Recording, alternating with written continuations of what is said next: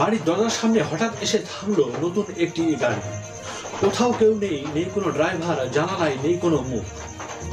তবুও নিখুঁতভাবে পার্ক করলো মালিকের নির্দিষ্ট ঠিকানায়।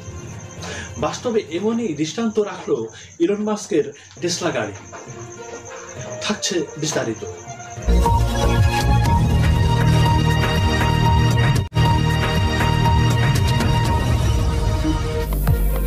দরজার সামনে হঠাৎ এসে থামলো নতুন গাড়ি, কিন্তু কোথাও নেই কোনো ড্রাইভার, স্টিয়ারিং ফাঁকা, জানালায় কারো মুখ নেই। তবুও গাড়িটা নিখুঁতভাবে পার্ক করছে মালিকের নির্দিষ্ট ঠিকানায়। বাস্তবে এমন দৃশ্য দেখা গেলে অবাক না হয়ে পারা যায়। এই ঘটনার জন্ম টেক্সাসের অস্টিন শহরে। সবাইকে অবাক করে দিয়ে আবারও যেন রেকর্ড করলো টেসলা।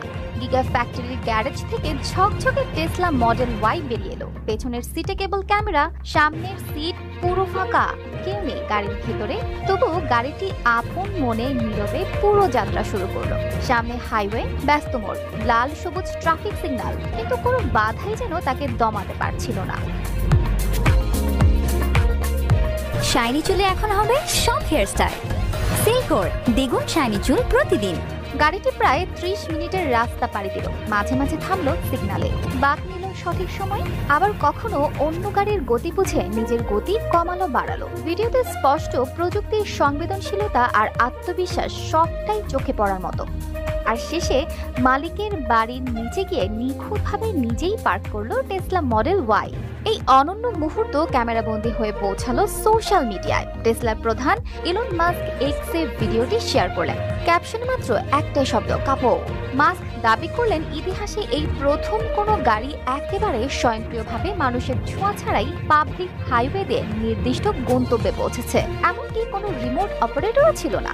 টেসলার এআই ও অটো পাইলট প্রধান জানান গাড়িটি সর্বোচ্চ 115 কিলোমিটার গতিতে ছুটেছিল। কিছুদিন আগেই অস্টিনে পরীক্ষামূলকভাবে টেসলার রোবট ট্যাক্সি সার্ভিসও চালু হয়েছে। সেখানে বিশেষ কিছু ব্যক্তি স্বচালিত রাইডের অভিজ্ঞতা পেয়েছেন। মাস্ক আগেই ইঙ্গিত দিয়েছিলেন সামনে লক্ষ লক্ষ রোবট ট্যাক্সি নামবে রাস্তায়।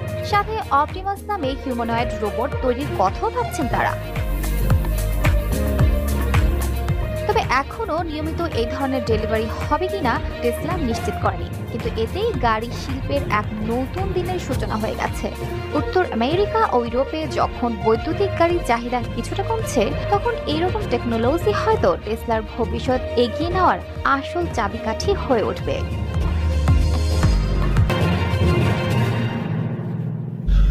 দর্শক, এই ছিল ডিএসএন ইন্টারন্যাশনাল আইডিসকে ধন্যবাদ সাথে থাকার জন্য।